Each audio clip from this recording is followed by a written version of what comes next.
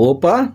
Hoje no Desvendando a Gambiarra, aquele retificador de 150 amperes que houve uma contaminação nessa placa em particular, né? E houve uma contaminação por carbono, ou seja, uma contaminação que gerou esse carbono aí, ó. A contaminação química gerou o carbono, né? Lógico, pela queima. Para quem curte o processo de fabricação de placas, fique até o final, já deixe seu curtir, se inscreva no canal, que isso é muito relevante. E para quem curte processo de fabricação manual, o vídeo a seguir. Então, dando continuidade naquele vídeo da cópia da placa, ó, o que a gente vai precisar? Alguns alfinetes, daqueles de roupa comum, né? A placa em questão tá aqui, ó, com todos os seus furos, e aquela mini drill que eu fiz o review. Eu vou furar, e aí vou...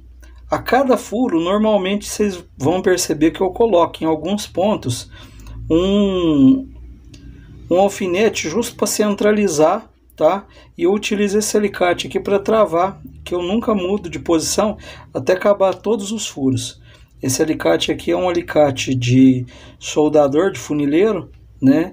E eu utilizo ele para prender uma placa contra a outra, né? Eu vou começar o vídeo, vou fazer alguns furos, vou tentar ser o mais rápido possível nos furos, e aí vocês vão entender como é que é a sequência.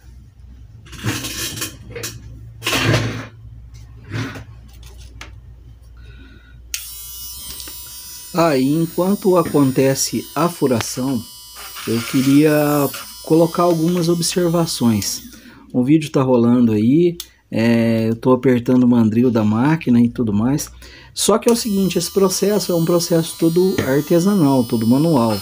Quando a gente não vai reproduzir a placa mais de uma vez, esse processo vem muito bem a calhar.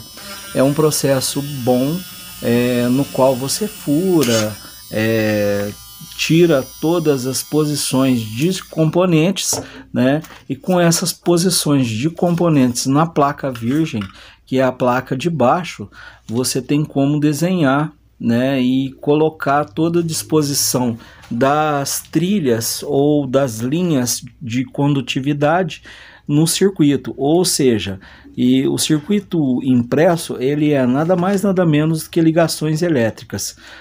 São como se fossem fios que fazem o processo de ligação da placa propriamente dita, ou seja, é a ligação que determina o formato do circuito. No caso desse, é um controle de potência, que esse controle de potência comanda um retificador de 150 amperes, que é uma corrente relativamente alta, né, numa tensão que não é muito alta, porém é uma tensão de 12 volts de saída. Porém, esse retificador tem a necessidade de bastante controle, porque pelo fato de tratar de produtos químicos, ele faz digamos assim, um ajuste fino, um offset, igual o pessoal falava, né?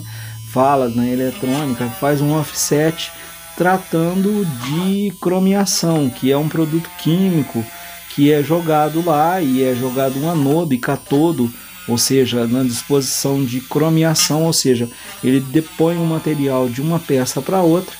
Enquanto eu estou furando aí na placa, estou explicando, porque muitas das vezes o pessoal não reconhece o que a gente está fazendo. Então é uma prévia rápida para explicar o porquê que teve a necessidade de fazer essa placa.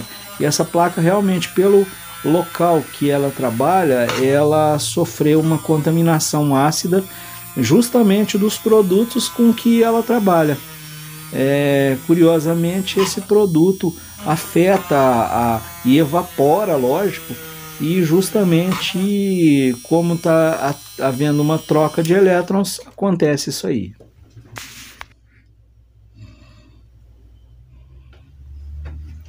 Agora, ó, já todos os furos lá, ó, contra o papel dá pra ver, ó, tá vendo, ó? Todos os furos lá, ó, feitos, tudo travado.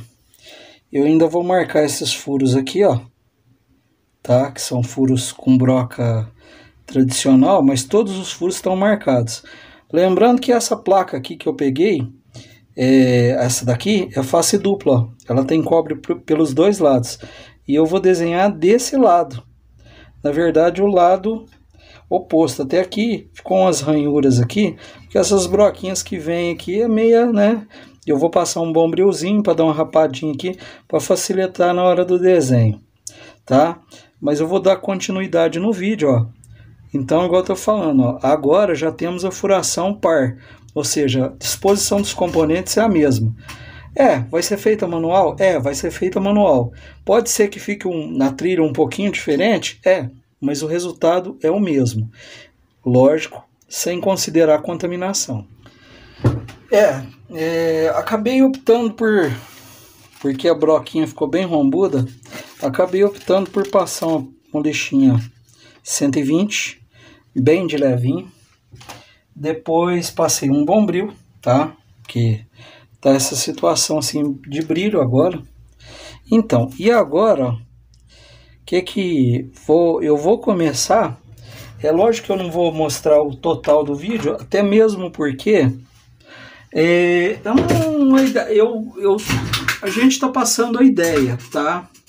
Que essa ideia vale para todas as placas.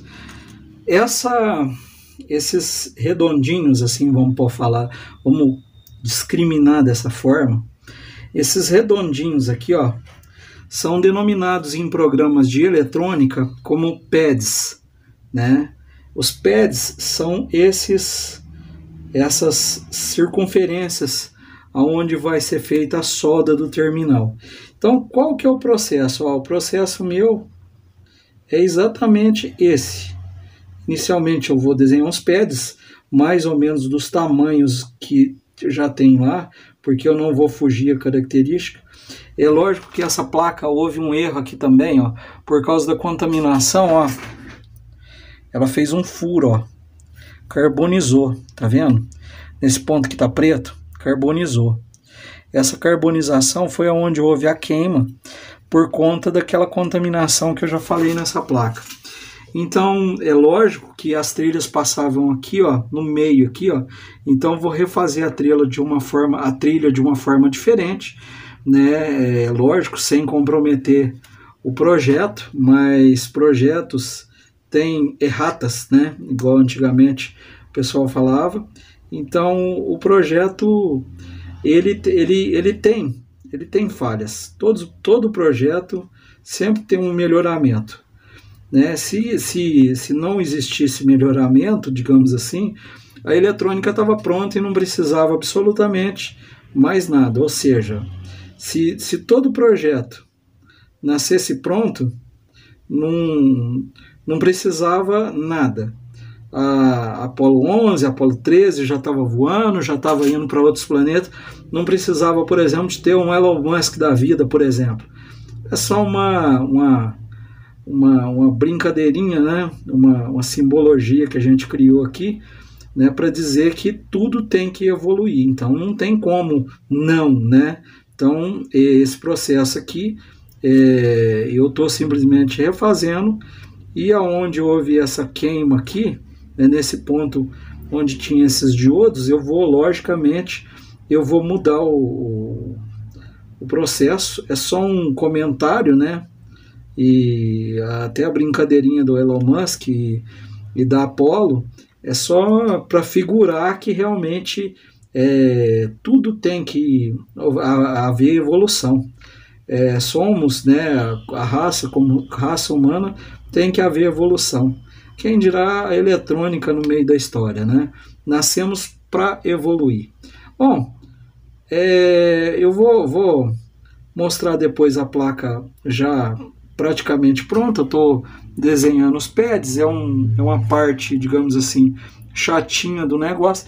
Vou dar uma pausada no vídeo e vou mostrar mais para frente já praticamente o resultado dela já desenhada. Agora já o desenho final, né? Já o desenho dos furos, porque já tinha sido feito anteriormente. Existe umas pequenas divergências, alguma trilha que eu reforcei um pouquinho mais, outras que eu ocupei o espaço, mas o circuito em questão é o mesmo. Todas as ligações, todos os pontos de ponto a ponto são as mesmas ligações, né? E o resultado final fica logo na sequência, já com o retificador funcionando. Agora, já finalizado o circuito, aquele circuito da placa, ó, ele vai aqui dentro, tá? Aqui imaginemos que eu queira, por exemplo, 1 volt. Então, na verdade, eu ajusto aqui, né? 1,2, 2, 3. É lógico que a potência máxima é 12 volts. E lá de lá não está marcando a corrente, porque logicamente ele tem que estar na carga. Mas tipo assim, ó, aquele circuito lá, a função que ele faz, essa daqui, ó, por exemplo, 1 e a casa do 0 tá, no caso aqui, ó.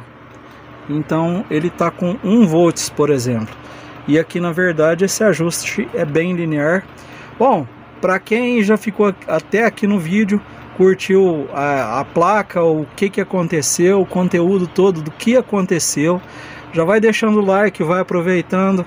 Para quem não é inscrito, se inscreva e deixa sua curtida aí. Isso ajuda muito na relevância do canal. Por hoje é só, Desvendando a Gambiarra fica por aqui.